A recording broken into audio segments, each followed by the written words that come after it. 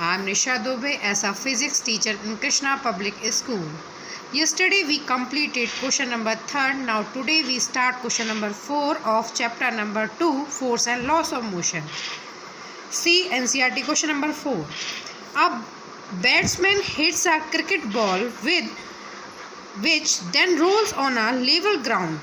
Batsman ने क्या करा है, हिट करा है क्रिकेट बॉल को और वो क्या कर रही है, रोल्स कर रही है. After covering a short distance the balls comes to rest. कुछ थोड़ा सा डिस्टेंस चलने के बाद क्या हो जाती है, हमारी बॉल रेस्ट में आ जाती है. The ball flows to a stop. और धीरे धीरे क्या होती है, स्टॉप ही हो जाती है. बिकॉज अब हमें रीज़न बताना है, उसके पीछे क्या रीज़न है कि उसे शॉर्टेस्ट डिस्टेंस कवर करा और कुछ समय बाद वो रेस्ट में आ गई, इसकी और फिर रुक ही गई बिल्कुल परमानेंट. फर्स्ट ऑप्शन है the batsman did not hit the ball hard enough. क्या बैट्समैन ने उसे हार्डली मतलब हिट नहीं किया. Second reason velocity is proportional to the force exerted on the ball.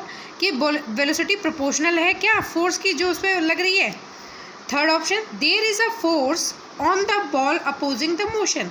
यहाँ पे कोई फोर्स प्रेजेंट है जो हमारे बॉल का मोशन को अपोज कर रही है. Fourth option there is no unbalance force on the ball would want to came to rest. या इस पर कोई अनबैलेंस फोर्स लग रही है कि जो हमारी बॉल को क्या कर रही है, रेस्ट में ला रही है. तो थर्ड ऑप्शन इज़ राइट कि वहाँ पर एक फोर्स प्रेजेंट है जो हमारी बॉल का क्या कर रही है, मोशन को अपोजिशन कर रही है. There is a force on the ball opposing the motion. वहाँ पर कौन सी फोर्स प्रेजेंट होगी, फ्रिक्शनल फोर्स, जो कि हमारा क्या होता है, अपोजिशन करती है हमारे किसी भी ऑब्जेक्ट के मोशन का. Question number 5. A truck start from rest and rolls down a hill with a constant acceleration. यहाँ पे क्या हुआ, हमारा ट्रक स्टार्ट कहाँ से हुआ, रेस्ट से स्टार्ट हुआ है और रोल्स डाउन हिल कर रहा है. वहाँ पे क्या है, कांस्टेंट एक्सेलरेशन. हमारी वैल्यू क्या है, एक्सेलरेशन की कांस्टेंट है. It travels a distance of 400 metre. ये डिस्टेंस कितना कवर करता है हमारा, 400 मीटर. टाइम कितना ले रहा है, 20 सेकेंड्स. Find its acceleration. हमें क्या फाइंड आउट करना है, उसका एक्सेलरेशन. और find the force acting on it. और फोर्स हमें इसकी फाइंड आउट करनी है. If its mass is 7 metric tons. जो ये 7 मेट्रिक टन्स दे रखा है हमें, तो 1 मेट्रिक टन में कितना होते हैं, 1000 kg. ये गिवन है क्वेश्चन में.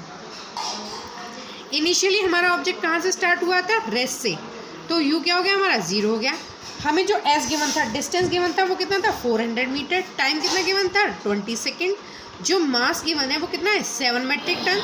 अभी हमने स्टडी करा, उसने देखा 1 मेट्रिक टन कितने के इक्वल है, 1000 kg के. तो ये कितना हो गया, 7 × 1000 बन गया 7000 kg. Here we use second equation of motion, s equal to ut plus half at square.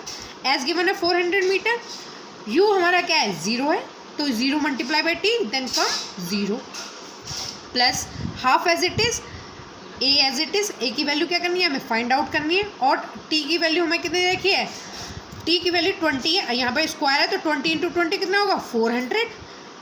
अब यहाँ पे 2 × 1 = 2 और 2 × 2 = 4 और 2 0 एज इट इज़. दोनों 0 क्या होंगे, एज इट इज़ आ जाएंगे. तो 400 = 200 हो गया. जो इधर जो मल्टीप्लिकेशन में होता है वेरिएबल के साथ, वो दूसरी साइड क्या रहता है, डिवाइड में जाता है. तो हमारी एक्सेलरेशन वैल्यू क्या आ जाएगी, a = 2 मीटर पर सेकेंड स्क्वायर. ये हमारी क्या हो गई, एक्सेलरेशन की वैल्यू फाइंड आउट.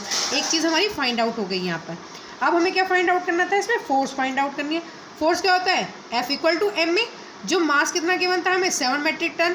जब हमने केजी में कन्वर्ट कर लिया, वो कितना हो गया, 7000 kg हो गया था. और एक्सेलरेशन की वैल्यू क्या आ गई हमारी, 2. जब हम दोनों की मल्टीप्लिकेशन करेंगे तो हमारा फोर्स की वैल्यू क्या हो जाएगी, 14000 Newton. Now see question number 6. A stone of 1 kg is thrown with a velocity of 20 metre पर सेकेंड. एक स्टोन को क्या करा हमने, थ्रोन करा है 20 मीटर पर second velocity across the frozen a surface of a lake and comes to rest after traveling a distance of 50 metre. Frozen surface होते हैं जो जमे हुए लेक के, जो मतलब साइड में जमा से नहीं हो जाता, उसको कहते हैं. एंड कम्स टू रेस्ट, और कितने वो रेस्ट में आ जाता है, 50 मीटर डिस्टेंस कवर करने के बाद. What is the force of friction. यहाँ पे हमें क्या फाइंड आउट करनी है, फोर्स ऑफ फ्रिक्शन, मतलब मीन्स फोर्स फाइंड आउट करनी है. Between the stone and the ice, जो आइस है और स्टोन के बीच में। मास कितना गिवन है हमें 1 kg। इनिशियल स्पीड कितनी गिवन है 20 मीटर पर सेकेंड। तो फाइनली क्या है हमारा, वो रेस्ट में आ रहा है, तो v इक्वल टू 0 हो गया और s इक्वल टू कितना है हमारा 50 metre. Here we use third equation of motion, v square equal to u square plus 2as। तो v स्क्वायर और इसको शिफ्ट करेंगे इधर से, तो इधर क्या होगा नेगेटिव साइन से जाएगा, तो -2u square equal to 2as। हमें यहाँ पे एक्सेलरेशन की वैल्यू फाइंड आउट करनी थी, तो a इक्वल टू क्या हो जाएगा v square minus you square upon में 2s। v स्क्वायर की वैल्यू क्या थी 0 थी और हमारा क्या था इनिशियल वेलोसिटी कितनी देगी 20 मीटर पर सेकेंड। तो हमारा यहाँ पे 20 का स्क्वायर करेंगे तो 400 हो गया। देन और 2 एज इट इज़, और जो डिस्टेंस गिवन था वो कितना था 50 मीटर। अब ये क्या हो गया माइनस के 400 अपॉन में 100, तो 0 से 0 कैंसिल हो गए। तो हमारा आंसर आ गया एक्सेलरेशन की वैल्यू कितना आ जाएगी -4 मीटर पर सेकेंड स्क्वायर। फाइंड आउट क्या करनी है हमें, मीन्स हमारे यहाँ पे एक्सेलरेशन की वैल्यू क्या है नेगेटिव है। ये क्या है डी एक्सेलरेशन भी बोल सकते हैं और इसे रिटार्डेशन भी बोलते हैं। अब यहाँ पे हमें क्या फाइंड आउट करना था फोर्स इक्वल टू क्या होता है एम। हमारा मास कितना दे रखा था इसमें 1 kg और जो एक्सेलरेशन की वैल्यू कितनी आई है हमारी नेगेटिव आई है, कितनी आई है -4।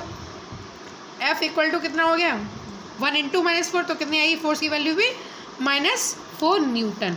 मीन्स यहाँ पे फोर्स ऑफ फ्रिक्शन लगाया कितने, उसका मैग्नीट्यूड कितना है 4 न्यूटन और डायरेक्शन पूछे तो -4 न्यूटन।